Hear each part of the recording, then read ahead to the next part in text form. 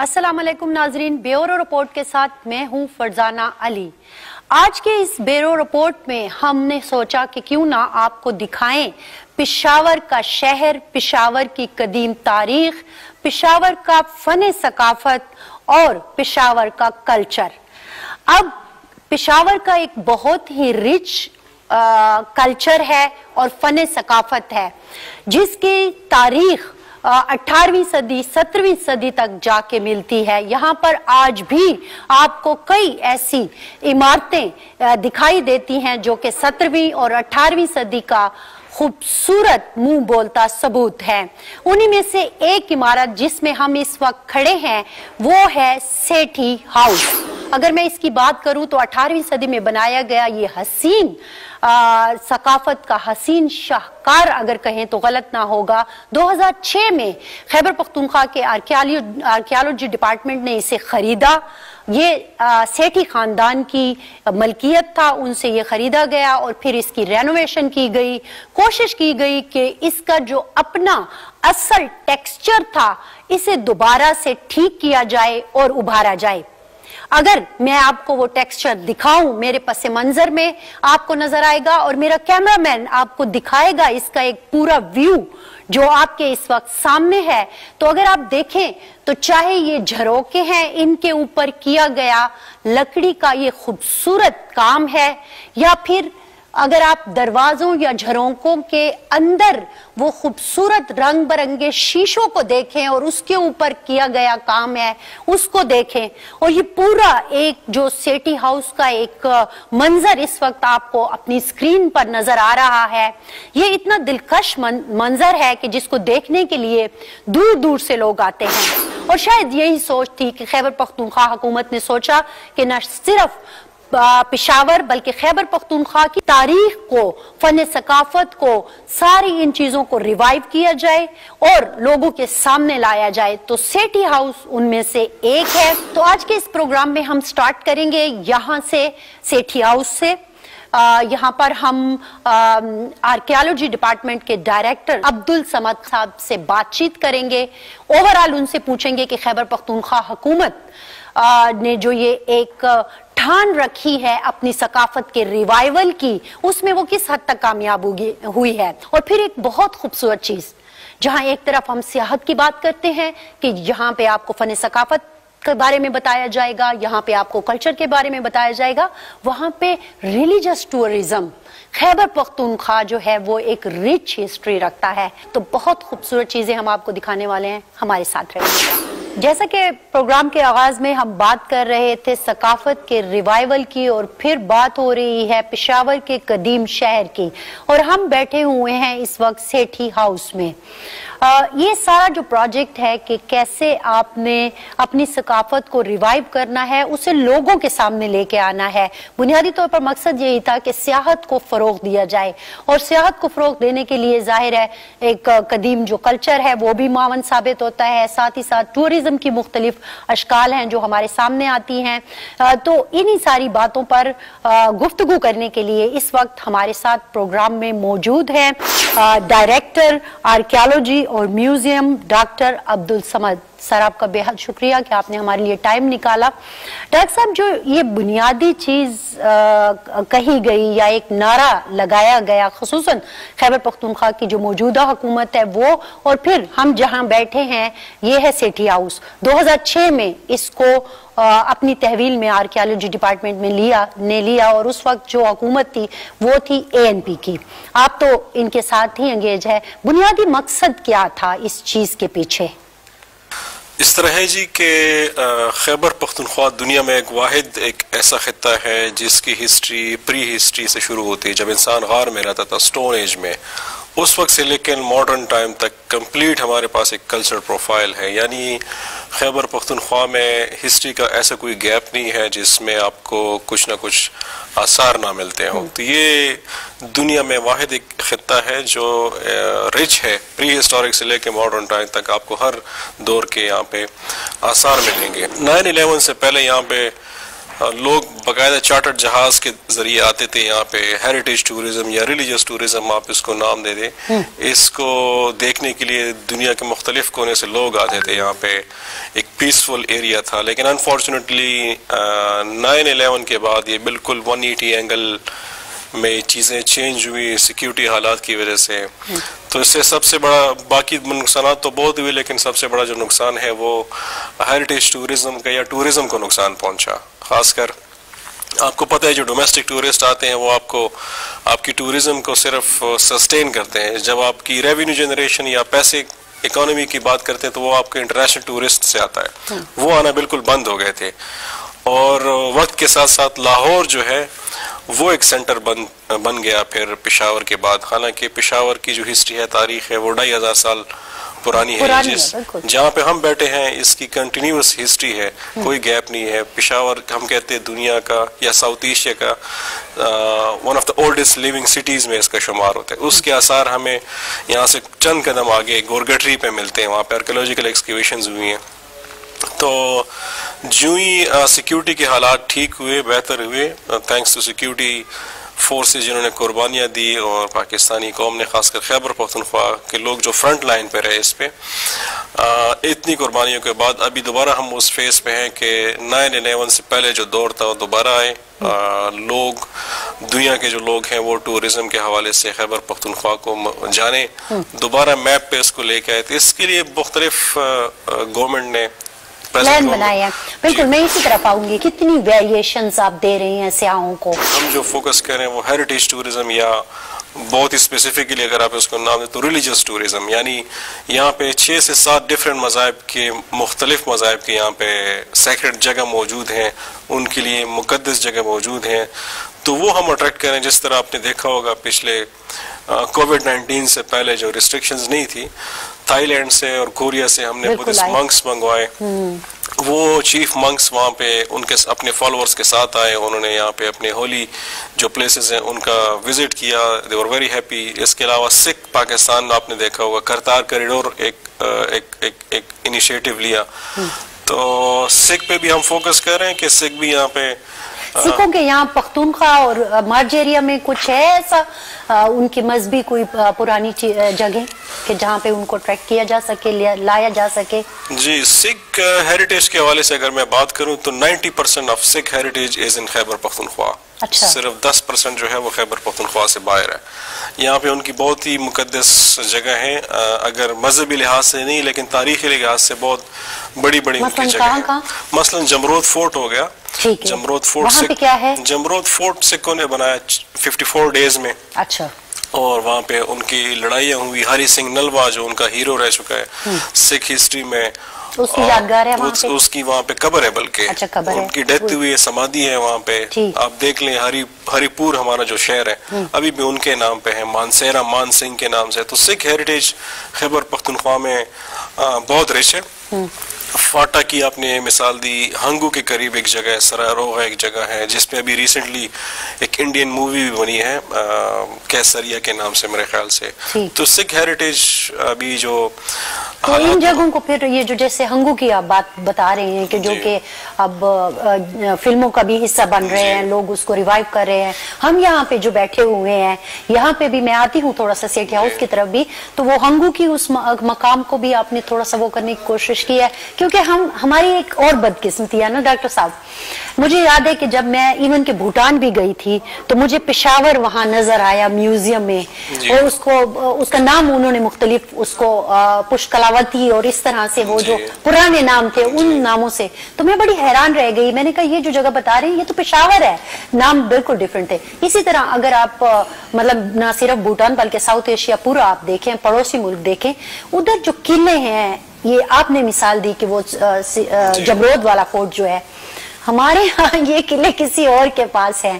तो कैसे इसको सियाहों के लिए खोलेंगे, क्या करेंगे? कोई है स्ट्रेटेजी? बिल्कुल स्ट्रेटेजी है। असल में दुनिया के डायनामिक्स और हमारे पाकिस्तान के खासकर खैबर पख्तूनख्वा के टोटली चेंज है। 9/11 से लेके अभी तक तो अगर फ्रेंकली स्पीकिंग तो हम सिर्फ अपनी जान बचाने के चक्कर में थे कि किसी तरीके से हम घर से बाहर जाएं और जिंदा वापस आ जाएं। बच्चे हमारे जाएंगे तो जिंदा आएंगे नहीं आएंगे, तो ये हमारी सिक्योरिटी सबसे पहली कंसर्न थी। अभी जब वो सिचुएशन सिचुएशन कंट्रोल हो गई। अभी नेक्स्ट फेज जो उसका आने वाला है, जिसमें हमने कोशिशें शुरू की हुई है कि फोकस किया जाए टूरिज्म पे। तो उसमें जितने भी फोर्ट्स हैं, अभी जमरोद फोर्ट की मैंने मिसाल दी, ये पाकिस्तान आर्मी की उनकी तरफ से हमें रिक्वेस्ट आई थी कि जी आप इसको रिहेबिलिटेट करें। अच्छा। उसके लिए हमने वर्ल्ड बैंक का एक प्रोजेक्ट है काइट के नाम से खैबर पख्तूनख्वा में, उसमें कोई 100 मिलियन रुपीस उसके लिए मुख्तस किए हैं। तो उस पर फिलर डॉक्यूमेंटेशन काम जारी है। इसके अलावा एक्स फाटा जिसको कहते हैं, तो उसे फिर स्याहों के लिए खोल दिया जाएगा डेफिनेटली। ये अभी अली मर्दान वेला अगर आप देख लें, 11th कोर के बिल्कुल हेड ऑफिस जहाँ पे कोर कमांडर साहब बैठे होते हैं, वो रिवाइव, हाँ मैंने देखा। इसके अंदर एक अली मर्दान एक विला है। ये क्या जो है मैंने देखा, लेकिन मुझे समझ नहीं आई कि इसका क्या है, इसकी क्या तारीफ है। ये लेट मुगल पीरियड की एक यूनिक किस्म की बिल्डिंग है जो ऑक्टागोनल शेप की है, और ये एक विला था जिसके चारों तरफ बागात थे। डिप्टी कमिश्नर मुख्तलिफ वक्त में मुख्तलिफ पर्पस के लिए यूज हुआ। तो ये खराब हालत में था। इसको आर्कियोलॉजी डिपार्टमेंट ने 60 मिलियन रुपीस लगा के इसको रिवाइव किया है। और इसके बाद अभी आपने देखा हो कि आर्मी ने वो बाहर फ्रंट वाली दीवार गिरा दी है और एक कॉर्डन ऑफ कर लिए ताकि विजिटर्स आए उसको अप्रिशिएट करें। नेक्स्ट फेज उसका ये होगा कि ये परमानेंटली लोगों के लिए खोल दिया जाएगा। अच्छा, और वो जो हंगू वाली चीज थी वो रह गई, थोड़ी सी उस पर बात कर लें ताकि मैं ब्रेक की तरफ फिर चली जाऊँ। हंगू फ्रैंकली उस पर अभी तक हमने कुछ नहीं किया। उसके बहुत सारे वजूहात हैं। एक तो ये है कि हमारे पास जो डॉक्यूमेंटेड डेटा है वो 6000 के करीब आर्कियोलॉजिकल साइट्स हैं जो पूरे सूबे में। तो हर एक साइट को रिवाइव करना, उसको रिहेबिलिटेट करना for a country like Pakistan, फिर सूबे जैसे खैबर पख्तूनख्वा के लिए पॉसिबल नहीं है कि वो इतने सारे पैसे लगाएं। अगर हम ये 6000 साइट्स को रिहेबिलिटेट करने में लग जाए तो मेरे ख्याल से बजट डिफेंस और हेल्थ के लिए आपके पास नहीं। मैं इसलिए कह रही हूँ ना डॉक्टर साहब कि ये जो आपने बात की थी ना रिलीजियस टूरिज्म की, जी। अगर आपने इंटरनेशनल विजिटर को, इंटरनेशनल सियाहों को लेके आना है अपनी सरजमीन पर, तो फिर तो आपको थोड़ा सा ये चीजें देखनी होंगी कि मोस्ट इम्पोर्टेंट क्या है। जी बिल्कुल, 22 के करीब उसी पे मैं आ रहा हूँ। उसकी प्रॉपर हमने प्लानिंग की कि जी 6000 साइट से उसको आप नहीं कर सकते, तो प्रायोरिटी क्या होनी चाहिए। तो उसमें 22 के करीब पूरे सूबे में हमने साइट सेलेक्ट की, जिसको हम उस स्टैंडर्ड पे लेके आ रहे हैं कि इंटरनेशनल टूरिस्ट आए, वहाँ पे प्रॉपरली फैसिलिटेट हो और वो देख के उसको अप्रिशिएट करे। तो 22 साइट को अपग्रेड करने के लिए कुछ तो ये 22 के 22 रिलीजियस पॉइंट ऑफ व्यू से हैं कि नहीं? जी बिल्कुल, जिसमें सिख रिलीजन के भी आ जाते हैं, जिसमें इस्लामिक साइट्स भी है, जिसमें बुद्धिस्ट साइट्स भी है, जिसमें म्यूजियम्स भी हैं।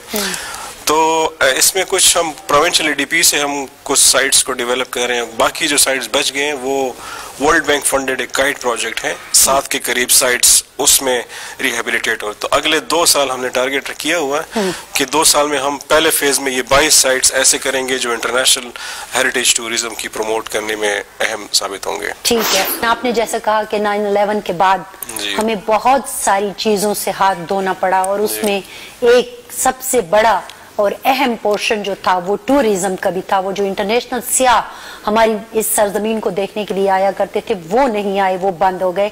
लेकिन बहुत अच्छी खबर जो डॉक्टर साहब ने दी है वो ये है कि इसका रिवाइवल हो रहा है। हम जब मुख्तलिफ तारीख के मुख्तलिफ पोर्शंस का रिवाइवल कर रहे हैं, उसमें मुख्तलिफ चीजें हैं, वो यकीनन हम अगली ब्रेक में भी अगले पोर्शन में इनफैक्ट प्रोग्राम के जरूर डिस्कस करेंगे। यहाँ पर एक छोटी सी ब्रेक लेंगे और ब्रेक के बाद वापस आएंगे और अपने गुफ्तगू के सिलसिले को आगे बढ़ाएंगे।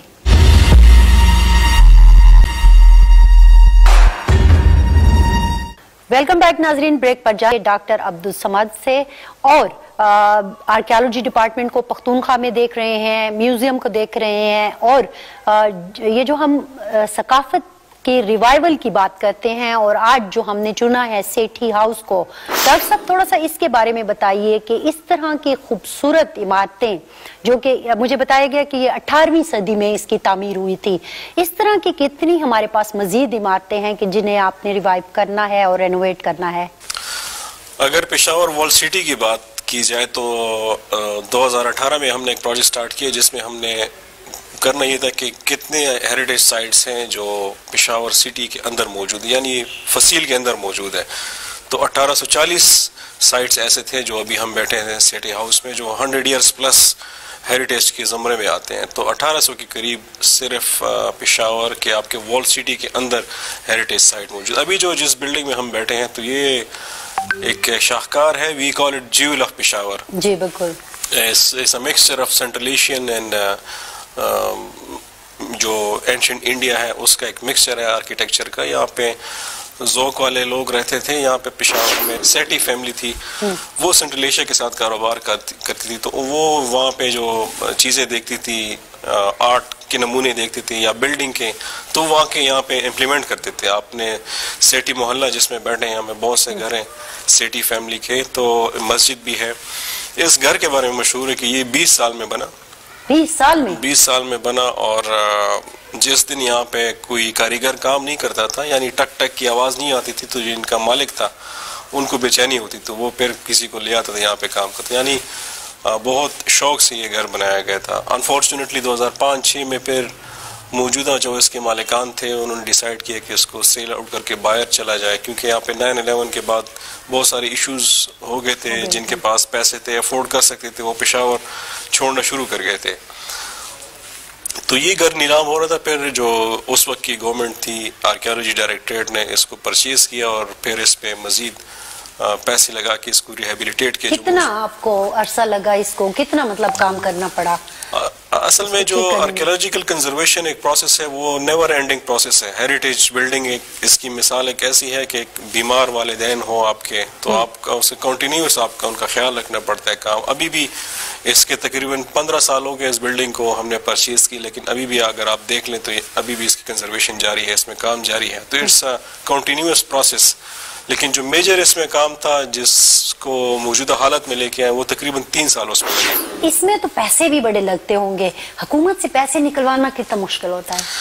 लकीली आर्कियोलॉजी, जिस तरह आपने खुद अपने इंट्रोडक्शन में कहा कि फोकस है गवर्नमेंट का हेरिटेज टूरिज्म प्रमोट करने का, खासकर प्रेजेंट गवर्नमेंट का, कि इसको रिलीजियस टूरिज्म, हेरिटेज टूरिज्म को प्रमोट किया जाए, तो पैसों का इशू नहीं है। जिस तरह मैंने कहा, वर्ल्ड बैंक भी इसमें चिप इन कर चुकी है, काइट का एक प्रोजेक्ट है।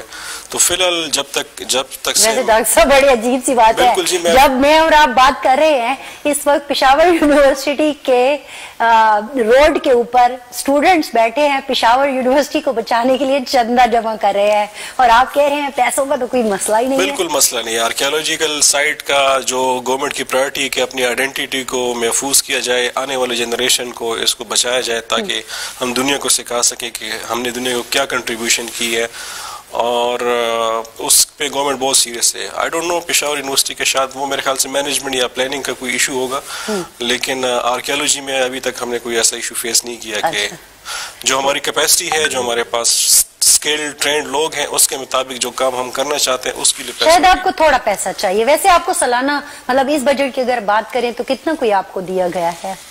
डिफरेंट, एक तो रेगुलर बजट होता है, एक एडीपी स्कीम्स होती है। अभी इस वक्त मेरे पास आर्कियोलॉजी डिपार्टमेंट 16 के करीब एडीपी जो प्रोविंशियल फंडिंग प्रोजेक्ट्स हैं, और 7 के करीब जो काइट प्रोजेक्ट है, वर्ल्ड बैंक उसको स्पॉन्सर कर रही है। तो ये डिफरेंट प्रोजेक्ट्स हैं। अच्छा, एक चीज जो थी वो आप लोगों ने रिवाइव की थी, और वो थी हेरिटेज ट्रेल। जी, बड़ा पैसा लगा, बड़ी उसके हमने खबरें छापी, बड़े हमने रिपोर्टें बनाई, और बहुत एक उसको वेलकम किया गया।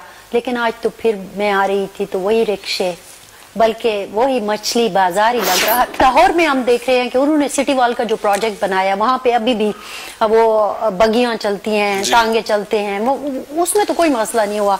मैं इसलिए आपसे पूछ रही हूँ कि सिलेक्शन ऑफ द प्लेस क्या ठीक नहीं थी? कि लाहौर की आप देख ले तो लाहौर भी इससे ज्यादा कंजस्टेड एरिया है, वो भी, लेकिन वो जगह जो उन्होंने ऐसे बनाई है ना, वो उसका निस्बतन आपसे बड़ी बेहतर है। नहीं, उसकी बेहतर इसलिए कि वो मेंटेन रह चुकी है। मेंटेन इसलिए रह चुकी है कि उनका एक प्रॉपर मैनेजमेंट प्लान है वहाँ पे, वो मुख्तलिफ डिपार्टमेंट्स उस पे काम कर रहे हैं। यहाँ पे इशू ऑनरशिप का है, यहाँ पे कम्युनिटी इशू है ऑनरशिप का, यहाँ पे जो WSSP सफाई का इशू है, यहाँ पे ट्रैफिक का इशू है, यहाँ पे बिजली का इशू है। तो ये कोऑर्डिनेशन का डिपार्टमेंट के दरमियान फुकदान है, डेफिनेटली फुकदान है, क्योंकि तकरीबन बहुत सारे हमारी मीटिंग्स हो चुकी हैं, और ये चीजें हमने हाईलाइट की है, लेकिन अभी तक। अच्छा, ब्रेक पर जाने के लिए कहा जा रहा है, लेकिन ब्रेक पर जाने से पहले आखिर में तो मुख्तसर समय आपसे जानना चाहूंगी, ये जो सिटी वॉल का एक वो है, हम इस पे अभी बात भी करेंगे, लोगों को दिखाएंगे भी।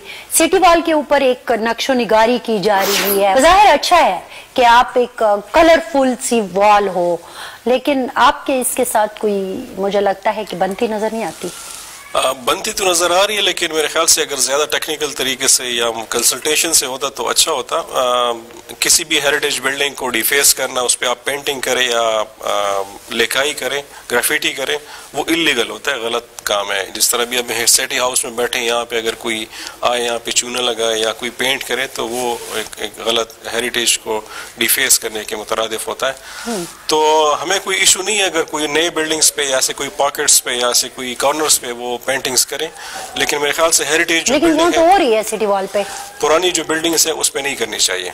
नहीं तो फिर आप लोगों ने कोई आपस में कोऑर्डिनेशन नहीं कि मतलब आर्कियोलॉजी डिपार्टमेंट तो जाके कब्जा ले लेता है, जैसे दिलीप कुमार के घर का हुआ, राज कपूर साहब के घर का हुआ, बहुत स्टोरी जैसे ही चलती है तो आप लोग उसको अपने मलकियत में ले लेते हैं इनफैक्ट। लेकिन इस पे क्यों नहीं बात हो रही है? तो सिटी वॉल है सर, इस पे बिल्कुल बात हुई है। हमने उनको मना किया कि आप जो पुरानी बिल्डिंग है या पुरानी दीवार है जो 100 ईयर्स प्लस है, उस पे ये चीज नहीं कर सकते, डिफेस नहीं कर सकते।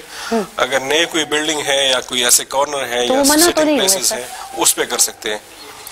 मना नहीं हुए तो ये कानूनी जुर्म है। तो फिर आप कोई कार्रवाई करेंगे? बिल्कुल करेंगे जी इस पे। अच्छा, तो क्या हो सकता है आपके ख्याल में? वो भी तो इतना बड़ा बजट लेके बैठे हैं, वो आर्टिस्ट जो है इतनी खूबसूरत और तसल्ली से काम कर रहा है, खूबसूरत काम कर रहा है। इनफैक्ट आर्टिस्ट को तो एक प्रोजेक्ट दिया गया है और वो उसको कर रहा है, तो क्या हो सकता है ये? मेरे ख्याल से ये कंसल्टेशन की अगेन इंटर डिपार्टमेंटल जो कंसल्टेशन है या कोऑर्डिनेशन है उसकी कमी है, तो ये नहीं होना चाहिए। नहीं होना चाहिए, ठीक है। बहुत शुक्रिया डॉक्टर साहब, आपने हमारे लिए वक्त निकाला। यहाँ पर लेंगे एक ब्रेक के बाद जब वापस आएंगे तो ये जो मैंने आखिरी बात की है सिटी वॉल की, जरा चलते हैं और उसको देखते हैं। सिटी वॉल को खराब नहीं करना चाहिए, कदीम तरीन तारीख का एक हिस्सा है और उसको नहीं करना ऐसा जैसा हो रहा है। लेकिन बहरहाल क्या हो रहा है जरा आपको दिखाते हैं। ब्रेक लेते हैं, ब्रेक के बाद वापस आते हैं।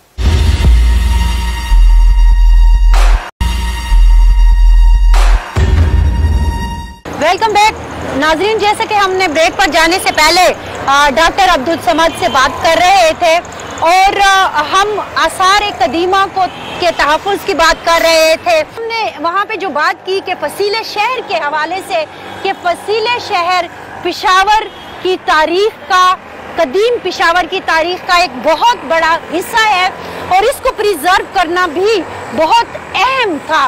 लेकिन हम देख रहे हैं, आपको मेरे पस मंजर में नजर आ रहा होगा कि फसीले शहर के इस पोर्शन पर, ये जो मैं कोहाटी में खड़ी हूँ, यहाँ पर टाउन 1 ने इस दीवार को, फसीले शहर को अपनी तरफ से खूबसूरत बनाने के लिए यहाँ पर कलरफुल पेंटिंग का एहतमाम किया है या बनाने का सिलसिला शुरू किया है। अब हम यहाँ से जाएंगे टाउन 1 इंतजामिया के पास और उनसे पूछेंगे कि वो ये कैसे कर सकते हैं कि कदीम फसीले शहर को उसकी असल हुइयत से हटकर इस तरह रंगों से रंग देना, क्यों वो ऐसा कर रहे हैं? क्या उन्हें कानून का पता नहीं? क्या इदारों की आपस में कोऑर्डिनेशन नहीं है?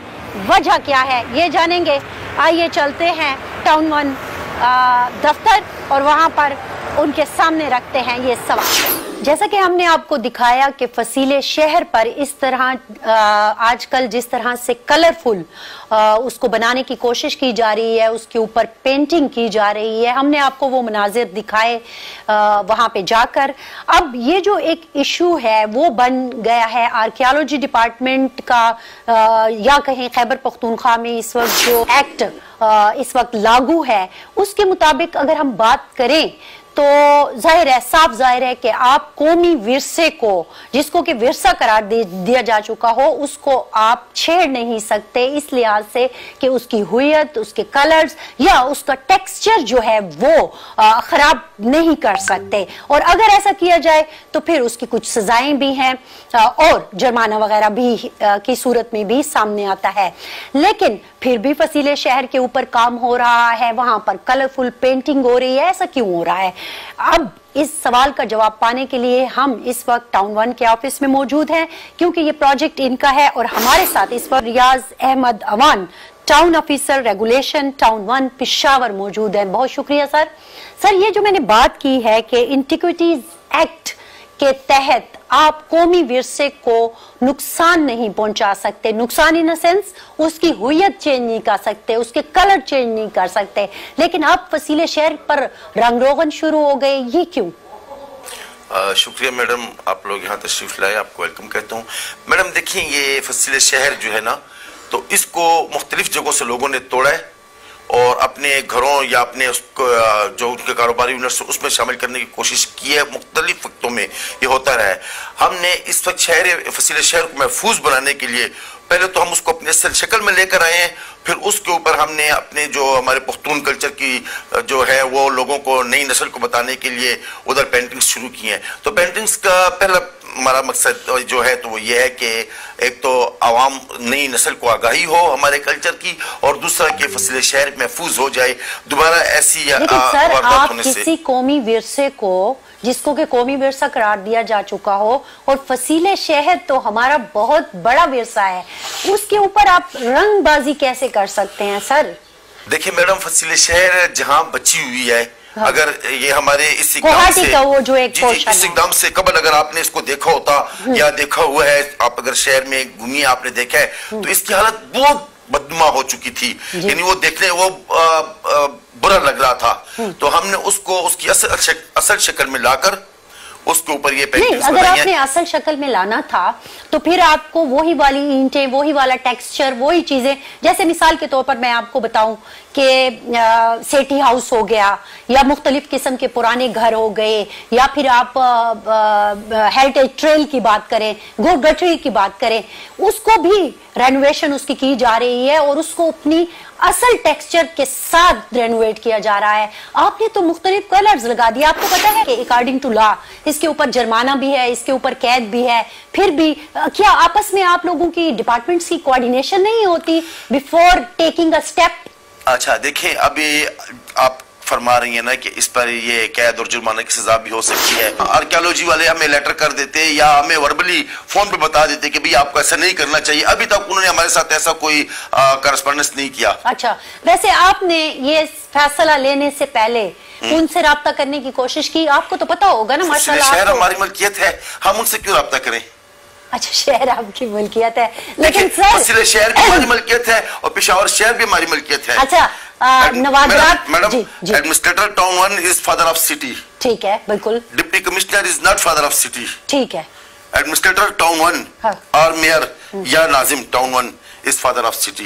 तो हम पेशावर शहर के मालिक हैं, पेशावर शहर हमारी मलकियत है, उसमें हम जो कुछ करें, अगर किसी को एतराज हो, अगर उसमें कोई बेहतरी लाना चाहें, हमसे बेहतर इकदाम को करना चाहें, हम उनको वेलकम करेंगे। ठीक है, आप फादर ऑफ सिटी हैं, आप बिल्कुल बजा फरमा रहे हैं, लेकिन मैं कुछ और कह रही हूँ। मैं ये कह रही हूँ कि एक कानून है विरसे के हवाले से, उसके तहफ़्फ़ुज़ के हवाले से, नवादरात के तहफ़्फ़ुज़ के हवाले से एक कानून बन चुका है, और उस क्या आपको पता है कि वो कानून है? शायद हम उससे आगाह न हो, ये आर्कियोलॉजी डिपार्टमेंट को चाहिए हमें आगाह करें। अब म्युनिसिपल एक्ट जो हमारा जो लोकल गवर्नमेंट एक्ट है, अच्छा। उससे आप अवेयर नहीं है। अच्छा। अब देखिए हमारे एक्ट में है 2019 वाले एक्ट में ना कि कोई भी ऊंची आवाज में बात करे, हाँ। और जिससे मतलब दूसरे को तकलीफ हो, तो हमारे पास ये इख्तियार है कि हम उनको 3000 रुपए तक जुर्माना कर सकते हैं। आपको पता है? हाँ। नहीं ना, इसलिए आप तेज बोल रहे हैं।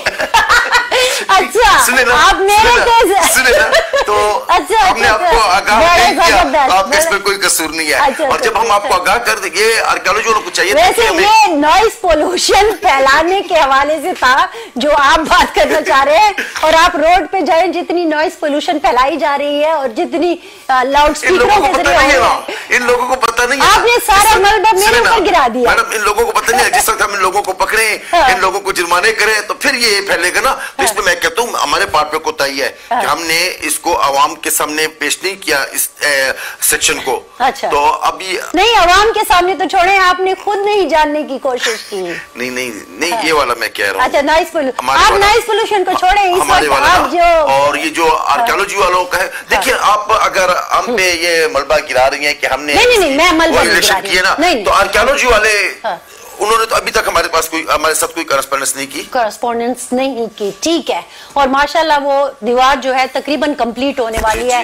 जो मैं अभी देख के आई हूं। तो ठीक है, बहरहाल आप ये कहना चाह रहे हैं कि क्योंकि कोऑर्डिनेशन नहीं थी, कुछ बताया नहीं गया, आपको आगाही नहीं थी, तो इसलिए ये हो गया। अच्छा, आप क्या करेंगे अगर आपको कोई नोटिस मिल जाता है, या वो कह रहे हैं, जो मैंने डायरेक्टर साहब का इंटरव्यू किया है प्रोग्राम के पहले हिस्से में, उन्होंने कहा कि ये तो हमारे लिए अलार्मिंग है और हम जरूर इसका एक्शन लेंगे। मैडम, अब अगर वो दोबारा से करते हैं तो वो बात के अब क्या हो सकता है? अब तो हमने काम कर लिया है। रियाज अहमद अवान के साथ हम मौजूद थे। फसीले शहर पे होने वाली जो पेंटिंग है उसके हवाले से मामला हमने इनके सामने रखा। आर्कियोलॉजी डिपार्टमेंट कुछ और कहता नजर आता है, यहाँ पर हम जब टाउन 1 में आते हैं तो वहाँ कुछ और कहते नजर आते हैं। तो जैसा कि हमने उस वक्त बात की थी, डॉक्टर अब्दुल समद ने भी ये बात कही थी कि जब हम हेरिटेज ट्रेल की बात करते हैं कि इतने करोड़ों रुपए लगाने के बाद भी अब उसका हशर मछली बाजार हो गया है, तो फिर उसकी वजह उन्होंने बताई कि इदारों में आपस में कोऑर्डिनेशन नहीं होती, जिसकी वजह से बाजुकात मुश्किलात का सामना करना पड़ता है, और जो प्रोग्राम्स या जो प्लान्स हम बनाते हैं, मनसूबाबंदी करते हैं, उसमें इन द लॉन्ग रन उसकी सस्टेनेबिलिटी नहीं हो पाती। तो ये एक बहुत बड़ा फुकदान इदारों के दरमियान हमें नजर आता है। और फिर डॉक्टर साहब ने जैसा कहा कि हमें बहुत सारे कवानीन का भी नहीं पता।